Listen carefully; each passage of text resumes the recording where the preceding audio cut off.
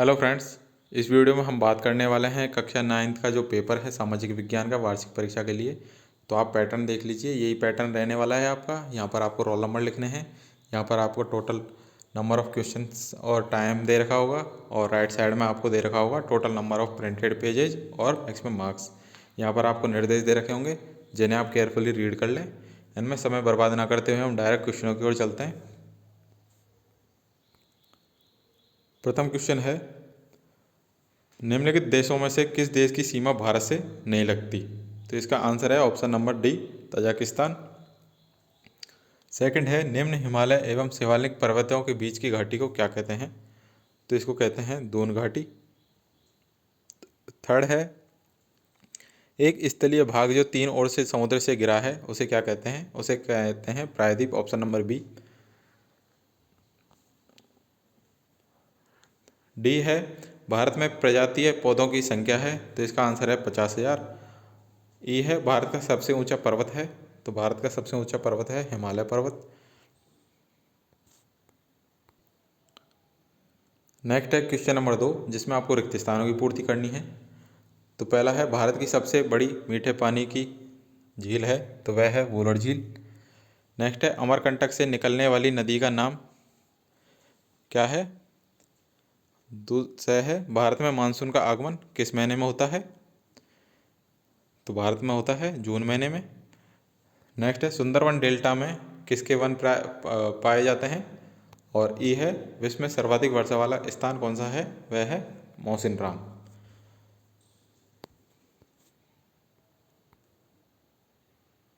Next है, आपको सही जोड़े बनाने हैं ए का ब से। तो सबसे पहला है, कानून में संशोधन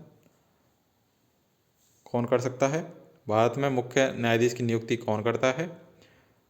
राष्ट्रपति। कानून संशोधन कौन करता है? संसद। बहुमत पार्टी वाला नेता कौन होता है? कानूनी विवादों पर निर्णय कौन करता है? न्यायालय। प्रधानमंत्री रोजगार योजना 2 अक्टूबर 1993। बहुमत पार्टी वाला नेता कौन होता है? प्रधानमंत्री। ये थे सारे क्वेश्चनों के आंसर, दोबारा देख लेते हैं। कानून में संशोधन, संसद। भारत में मुख्य न्यायाधीश की नियुक्ति, राष्ट्रपति। बहुमत पार्टी वाला नेता, प्रधानमंत्री। कानूनी विवादों पर निर्णय, न्यायालय। और प्रधानमंत्री रोजगार योजना 2 अक्टूबर 1993। आगे बढ़ते हैं क्वेश्चन नंबर 4 की तरफ। उससे पहले आप सभी से रिक्वेस्ट है कि जिन्होंने चैनल को अभी तक सब्सक्राइब नहीं किया है, प्लीज़ सब्सक्राइब कर लें और नोटिफिकेशन बेल को ऑन कर लें, जिससे आपको हर वीडियो की अपडेट टाइम से मिल सके। और डिस्क्रिप्शन में हमारे टेलीग्राम चैनल का लिंक है, उसे भी फॉलो करके रखें, जिससे वहाँ से भी आपको सारी अपडेट और PDF वगैरह मिल सके। तो आइए बढ़ते हैं आगे। क्वेश्चन नंबर 4 है, जिसमें आपको सत्यासत्य बताने हैं। तो पहला है, जर्मनी ने द्वितीय विश्व युद्ध में परमाणु बम का प्रयोग किया, तो ये गलत है। दूसरा है, जो निजी संपत्तियों या पूंजीपतियों का समर्थन करते हैं वो समाजवादी कहलाते हैं। थर्ड है, अक्टूबर 1917 की क्रांति का संबंध रूस से है। डी है, नात्सी विचारधारा का मुख्य आधार सभी राज्यों को बराबर का हक देना है। ई है, डॉक्टर मानव पूंजी का उदाहरण है। बढ़ते हैं क्वेश्चन नंबर 5 की तरफ। आपको एक वाक्य में उत्तर देना है या एक शब्द में। पहला है, 26 जनवरी 1994 को किस देश का झंडा लहराया गया? वह है, दक्षिण अफ्रीका में किस प्रकार का भेद था? स है, नेल्सन मंडेला ने दक्षिण अफ्रीका में किसके खिलाफ आंदोलन किया? डी है, मनरेगा अधिनियम कब लागू हुआ?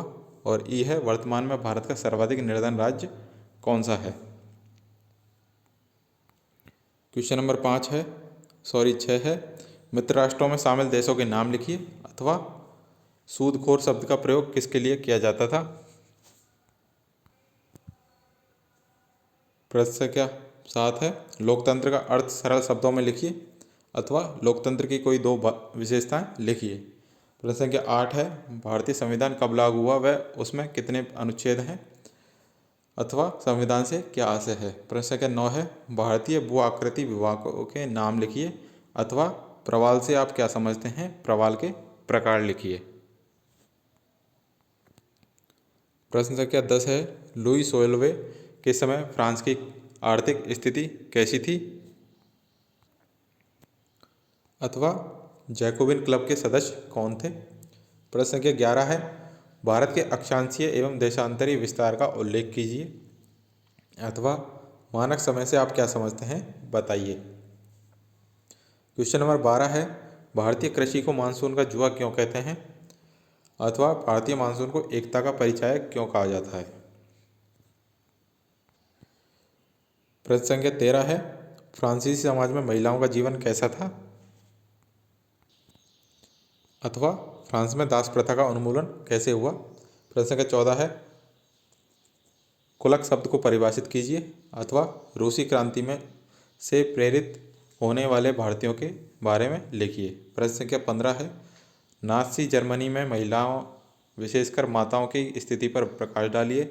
अथवा नाज़ियों ने जनता पर पूर्ण नियंत्रण हासिल करने के लिए कौन से तरीके अपनाए? प्रश्न संख्या 16 है, लोकतांत्रिक एवं गैर लोकतांत्रिक शासन की तुलना कीजिए। अथवा लोकतंत्र ही क्यों, अपने तर्कों द्वारा विवेचना कीजिए। प्रश्न संख्या 17 है, सदाबहार एवं पतझड़ वन में अंतर बताइए। अथवा भारत में कितने प्रकार के वन पाए जाते हैं, किसी एक का वर्णन कीजिए। 18 नंबर है, प्रत्येक उम्मीदवार को चुनाव में खड़े होने के लिए किन किन चीज़ों का ब्यौरा देना पड़ता है? अथवा चुनाव आयोग किसे कहते हैं? भारत के चुनाव आयोग के अधिकार लिखिए। प्रश्न संख्या 19 है, हरित क्रांति की प्रमुख विशेषताएं लिखें। यह पारंपरिक कृषि से किस तरह से भिन्न है? अथवा रासायनिक उर्वरक मिट्टी एवं भूमिजल तथा नदियों को किस तरह प्रभावित करते हैं?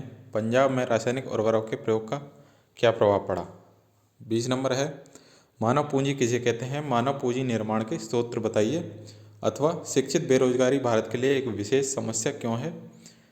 नेक्स्ट है क्वेश्चन नंबर 21, भारत में निर्धनता के क्या कारण है? निर्धनता दूर करने के उपाय क्या हैं? अथवा भारत में निर्धनता रेखा का आकलन कैसे किया जाता है? प्रश्न संख्या 22 है, भारत के उत्तरी मैदान की व्याख्या कीजिए। अथवा भारतीय तटवर्ती क्षेत्र एवं भारतीय द्वीप समूह का संक्षिप्त विवरण दीजिए। प्रश्न संख्या 23 है, हिमालय एवं प्रायद्वीपीय नदियों की तुलना कीजिए। अथवा नदी प्रदूषण एवं इसे कम करने के उपाय बताइए। प्रश्न संख्या 24 है, 18वीं सदी में फ्रांसीसी समाज की 3 एस्टेट्स के बारे में लिखिए। अथवा फ्रांस में क्रांति की शुरुआत किन परिस्थितियों में हुई, बताइए। प्रश्न संख्या 25 है, सन 1917 में जार का शासन क्यों खत्म हो गया? अथवा बोल्शेविकों ने अक्टूबर क्रांति के फौरन बाद कौन कौन से परिवर्तन किए? प्रश्न संख्या 26 है, भारत में लोकतंत्र के खिलाफ अपने तर्क लिखिए। अथवा यहाँ पर 5 देशों के बारे में कुछ सूचनाएं हैं, इन सूचनाओं के आधार पर देशों का वर्गीकरण किस तरह करेंगे? इनके सामने लोकतांत्रिक, अलोकतांत्रिक और पक्का नहीं लिखें। पहला है, देश के जो लोग देश के आधिकारिक धर्म को नहीं मानते उन्हें वोट डालने का अधिकार नहीं है। दूसरा है, देश है एक ही पार्टी बीते 20 वर्षों से चुनाव जीतती आ रही है।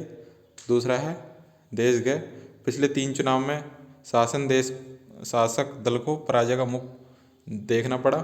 देश है यहाँ स्वतंत्र चुनाव आयोग नहीं है। देश ने मीडिया को सरकार के विरुद्ध बोलने व लिखने का अधिकार नहीं है। तो इसके अकॉर्डिंग आपको बताना है लोकतांत्रिक कौन सा है, लोकतांत्रिक कौन सा है और पक्का नहीं आपके अकॉर्डिंग लिखना है। तो ये थे सारे के सारे इंपॉर्टेंट क्वेश्चन जो आपके एग्जाम में आ सकते हैं, इसलिए सारे क्वेश्चनों को याद कर लें, रट लें और अपने फ्रेंड्स में भी शेयर कर दें। मिलते हैं नेक्स्ट वीडियो में, तब तक सभी को एग्जाम के लिए best of luck. Thank you.